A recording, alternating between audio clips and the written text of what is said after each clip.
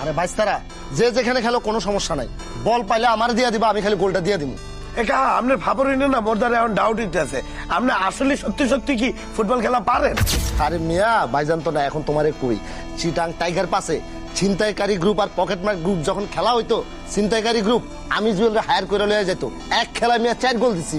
ছিনতাইকারী গ্রুপ এখনো আমারে স্ট্রাইকার জুয়েল নামে চেনে।